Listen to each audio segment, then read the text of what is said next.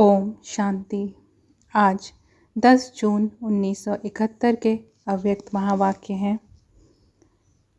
Title है सेवा की धरनी तैयार करने का साधन, सर्च लाइट। सेवा की धरनी तैयार करने का साधन, सर्च लाइट। हर एक के मस्तक पर 3 रेखाएं कौन सी देख रहे हैं? आपको अपनी रेखाएं दिखाई देती हैं। जैसे बाप के यादगार चित्र में सदैव 3 रेखाएं ज़रूर दिखाते हैं, ऐसे ही हर एक सालिग्राम के मस्तक पर 3 रेखाएं कौन सी दिखाई देती हैं? मस्तक को कब दर्पण में देखा है? कौन से दर्पण में देखा है? हर एक के मस्तक पर एक रेखा व निशानी विजय की निशानी है। विजय की निशानी होती है त्रिशूल। त्रिशूल मन, वाणी, कर्म तीनों। तो तीसरी निशानी है सीधा मार्ग पर एक रस हो चलने वाले। तीनों ही रेखाएं व निशानियां हर एक के मस्तक पर देख रहे हैं। रेखाएं सभी की होती हैं, लेकिन कोई की स्पष्ट होती है, कोई की स्पष्ट नहीं होती हैं। तो आपने अपनी लकीरें देखी, त्रिशूल है, लाइन क्लियर भी है और आत्मिक स्थिति की बिंदी भी है। भक्त लोग भी मस्तक में तिलक की निशानी रखते हैं। आप लोगों को मस्तक में लगाने की आवश्यकता नहीं है। सदैव अपने मस्तक की इन रेखाओं से अपनी स्थिति को परख सकते हो। तीनों ही रेखाएं तेज होनी चाहिए, तभी साक्षात्कार मूर्त बन सकते हो व अपने कर्तव्य को सफल कर सकते हो।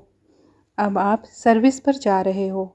अभी से ही उन आत्माओं के ऊपर अपनी सर्चलाइट डालना शुरू करना है। शुरू की है या वहाँ जाकर शुरू करेंगे? सर्चलाइट की रोशनी दूर से जाती है, तो यहाँ से ही सर्चलाइट डालनी है। आत्माओं को चुन सकते हो। यहाँ से ही कार्य शुरू करने से वहाँ जाते ही प्रत्यक्ष सबूत दिखाई देगा। सर्चलाइट बनकर के ही चलते फिरते हो व जब बैठते हो तभी सर्चलाइट देते हो। निरंतर सर्चलाइट समझकर चारों ओर वायुमंडल को बनाने का कर्तव्य अभी से ही करना है, जो वहाँ जाते ही वायुमंडल के आकर्षण से समीप आने वाली आत्माएं अपना सहज ही भाग्य पा सकें। क्योंकि अभी समय कम और सफलता 1000 गुना दिखानी है। पहले का समय और था, समय ज़्यादा और सफलता कम होती थी, लेकिन अभी कम समय में सफलता 1000 गुना हो वह प्लान बनाना है। प्लान के पहले प्लेन बनना है। अगर प्लेन बन गए तो प्लान प्रैक्टिकल में ठीक आ जाएगा। प्लेन बनने से ही प्लान ठीक चल सकेगा। प्लेन बनने के बाद फिर प्लान क्या रखना है जिससे सदा सफलता प्राप्त हो, सो थोड़े में सुनाते हैं जो कभी भूले नहीं। एक तो याद रखना कि हम सब एक मत हैं, अर्थात एक के ही मत पर एक मति। दूसरी बात, वाणी में भी सदैव एक का ही नाम बार बार अपने को व दूसरों को स्मृति में दिलाना है। तीसरी बात, चलन अथवा कर्म में इकोनॉमी हो। ना सिर्फ तन में इकोनॉमी करनी है, लेकिन वाणी में भी इकोनॉमी हो, संकल्प में भी इकोनॉमी, समय में भी इकोनॉमी। तो चलन में सभी प्रकार की इकोनॉमी हो। यह तीनों ही बातें एकमति, एक का नाम अर्थात एक नामी और फिर इकोनॉमी। यह तीनों ही बातें सदैव स्मृति में रख फिर कदम उठाना व संकल्प को वाणी में लाना है। कोई भी लेन देन करते हो तो उसी समय एक स्लोगन याद रखना, बालक सो मालिक। जिस समय विचार को देते हो तो मालिक बनकर देना चाहिए, लेकिन जिस समय फाइनल होता है उस समय फिर बालक बन जाना है। सिर्फ मालिकपना भी नहीं, सिर्फ बालकपना भी नहीं। जिस समय जो कर्म करना है उस समय वही स्थिति होनी चाहिए। और जब भी अन्य आत्माओं की सर्विस करते हो तो सदैव यह भी ध्यान रखो कि दूसरों की सर्विस के साथ अपनी भी सर्विस करनी है। आत्मिक स्थिति में अपने को स्थित रखना, यह है अपनी सर्विस। पहले यह चेक करो कि अपनी सर्विस भी चल रही है। अपनी सर्विस नहीं होती तो दूसरों की सर्विस में सफलता नहीं होगी। इसलिए जैसे दूसरों को सुनाते हो ना कि बाप की याद अर्थात अपनी याद व अपनी याद अर्थात बाप की याद, इस रीति से दूसरों की सर्विस अर्थात अपनी सर्विस, यह भी स्मृति में रखना है। जब कोई भी सर्विस पर जाते हैं तो सदैव ऐसे समझो कि सर्विस के साथ साथ अपने भी पुराने संस्कारों का अंतिम संस्कार करते हैं। जितना संस्कारों का संस्कार करेंगे उतना ही सत्कार मिलेगा। सभी आत्माएं आपके आगे मन से नमस्कार करेंगी। एक होता है हाथों से नमस्कार करना, दूसरा होता है मन से। मन ही मन में गुण गाते रहें। जैसे भक्ति भी एक तो बाहर की होती है, दूसरी होती है मानसिक। तो बाहर से नमस्कार करना यह कोई बड़ी बात नहीं है, लेकिन मन से नमस्कार करेंगे, गुण गाएंगे बाप के ही कि इन्हों को बनाने वाला कौन है। दूसरा, जो उन्हों के अपने दृढ़ विचार हैं उनको भी आपके सुनाए हुए श्रेष्ठ विचारों के आगे झुका देंगे। तो नमस्कार हुआ ना। मन से नमस्कार करें, यह पुरुषार्थ करना है। बाहर के भक्त नहीं बनाना है, लेकिन मानसिक नमस्कार करने वाले बनाने हैं। वही भक्त बदलकर ज्ञानी बन जाएं। जितना जितना बुद्धि को सदैव स्वच्छ अर्थात एक की याद में अर्पण करेंगे, उतना ही स्वयं दर्पण बन जाएंगे।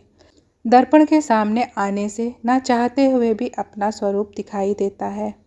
इस रीति से जब सदैव एक की याद में बुद्धि को अर्पण रखेंगे तो आप चैतन्य दर्पण बन जाएंगे।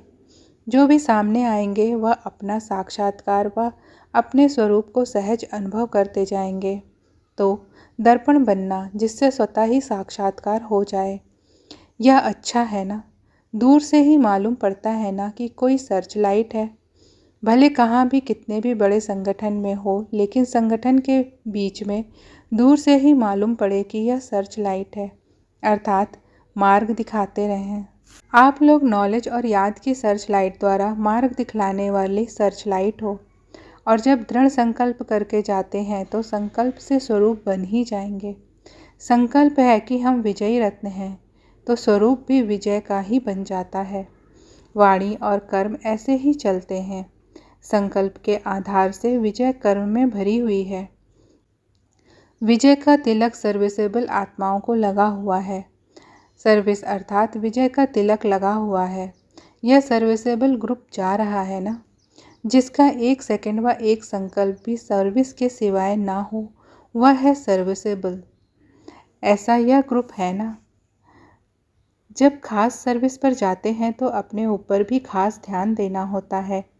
यह साधारण सर्विस नहीं है, लेकिन विशेष सर्विस है। साधारण सर्विस करते हो तो साधारण स्मृति रहती है। जब कोई भी विशेष कार्य करना होता है तो विशेष याद रहती है। तो साधारण स्मृति में नहीं, लेकिन पावरफुल स्मृति में रहना है। सदैव पावरफुल स्मृति में रहने से वायुमंडल पावरफुल रहेगा। पावरफुल वायुमंडल होने के कारण कोई भी आत्मा इस वायुमंडल से निकल नहीं पाएंगे।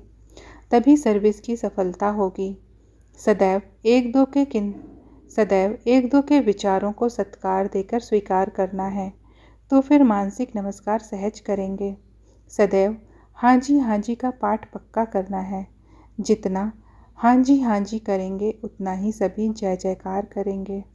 आप अपने शक्ति स्वरूप की व पांडव स्वरूप की प्रत्यक्षता करने के लिए जा रहे हो ना। अश्व चक्र लगाकर आत्माओं को यज्ञ में स्वाहा करने के लिए जा रहे हैं। स्वयं तो स्वाहा हो ही चुके हैं। एकदम प्लेन बनना है, साथ में बोझ नहीं लेना। पांडव 5 हैं, लेकिन मत एक है। कहते हैं ना कि हम सभी एक हैं। एक एग्जाम्पल कायम रखने के लिए फर्स्ट ग्रुप है। स्मृति स्वरूप की 1-2 को हर समय स्मृति दिलाने से एक मत हो जाएंगे। 5 पांडवों की एक मत की विशेषता भी है और हर एक की अपनी अपनी विशेषता भी है। हर एक की अपनी विशेषता कौन सी है? जैसे 4 मस्केटियर्स 4 बंदूकधारी फौजी का सुनाते हैं ना, तो 1-2 में मिलजुल कर हर कार्य को सफल बनाना है।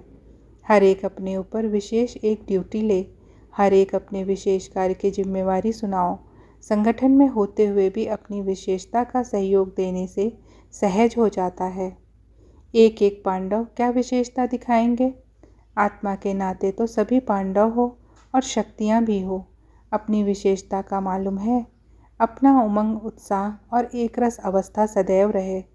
कितना भी कोई किन बातों द्वारा आप लोगों को हराने की कोशिश करे, लेकिन जब प्रैक्टिकल अनुभवी मूर्त होकर के उनको आत्मिक दृष्टि और पावरफुल स्थिति में स्थित होकर 2 शब्द भी पावरफुल बोलेंगे तो वह अपने को कागज़ का शेर समझेंगे। जैसे देवियों का दिखाते हैं ना कि सामने असुर विकराल रूप में सामना करने आते हैं, लेकिन उन्हों के आगे जैसे बिल्कुल पशु अर्थात बेसमझ बन जाते हैं। कितना भी बड़ा समझदार हो, लेकिन आपके अनुभवी मूर्त और आत्मिक दृष्टि के सामने बिल्कुल ही अपने को बेसमझ समझेंगे। भले आपके सामने कितना भी रूप धारण करने की कोशिश करें। शक्तियों के पाँव के नीचे सदैव भैंस दिखाते हैं। क्यों? कितना भी कोई अपने को सेंसिबल नॉलेजफुल समझे, लेकिन भैंस बिल्कुल बेसमझ होती है। बनकर एक रूप में आए और बन जाएंगे दूसरा रूप। शक्तियों का यादगार दिखाते हैं ना। असुर सामना करने विकराल रूप धारण कर आते हैं, लेकिन जब शक्तियों का तीर लगता है तो फिर दूसरा रूप हो जाता है। इसलिए सदैव यह याद रखना कि हम ऑलमाइटी अथॉरिटी के द्वारा निमित्त बने हुए हैं। ऑलमाइटी गवर्नमेंट के मैसेंजर हो।